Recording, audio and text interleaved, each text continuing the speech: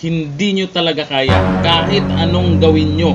Pinagtulungan na, nasiraan, pero ngayon ay si Vice President Sara Duterte pa rin ang highest in trust approval kumpara, ito ha, may kinumpara dito, kumpara kay PBBM, kay Zubiri, at lalo na kay Martin Romualdez. At si Martin Romualdez ang may pinakamababa sa kanilang apat.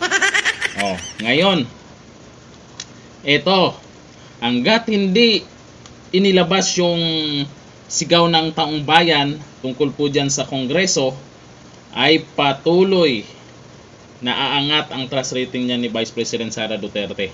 Dahil ay may katiwalian pong nagaganap pag hindi po ilabas yung hinahanap po nila, lalo na po yung pasabog ni SAS nakaraan na MOOE.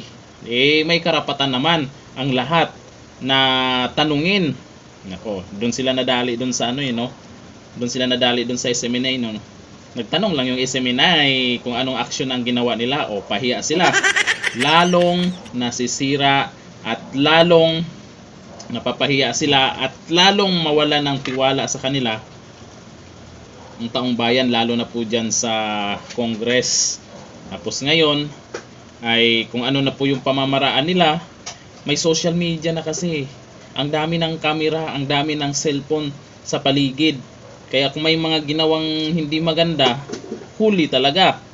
Kagaya na itong nakaraan, yung paayuda di umano na pipirma, yun pala ang pirma ay para doon sa charter chains, o sino yung gustong-gusto matupad yan, di ba? Alam na kung sino. Si Vice President Sara Duterte, kung titingnan nyo po yung mga nagawa ng Office of the Vice President, ay tuloy-tuloy. Pero di ko lang alam bakit tahimik ang ibang media, no? Yung makikita lang natin yung mga nagawa ni Vice President Sara Duterte dyan po sa page po ng Office of the Vice President. Makikita nyo po dyan, tuloy-tuloy po. At lahat ng sulok ng bansa ay pinupuntahan po ni Vice President Sara Duterte, kahit sa Mindanao. Sa Mindanao, solid ang rating dyan ng mga Duterte. Kaya siguro ang pinaka-the best na gawin nila para mahabol nila yung trust rating ni VP Sara, huwag nilang siraan. Kasi ang mga Pinoy ngayon, kung sino yung sinisiraan at pinagtutulungan, yun yung kinampihan at doon nagtitiwala. Ayun ang nangyayari ngayon. Ang gagawin nila, edi gawin na lang trabaho nila. Kung ayaw nilang makipagtulungan kay VP Sara, edi wag na nilang siraan. Gawin nila yung trabaho nila sa gobyerno.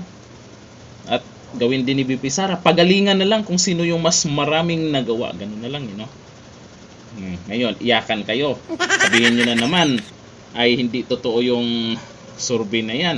Kahit kayo mismo ang mag-ikot, magtanong, Visayas, Mindanao, Luzon, ay mas mataas pa rin, mas marami pa rin ang may tiwala kay VP Sara kumpara kay Martin Romualdez, Zubiri. Si PBBM mataas pa rin naman ang rating.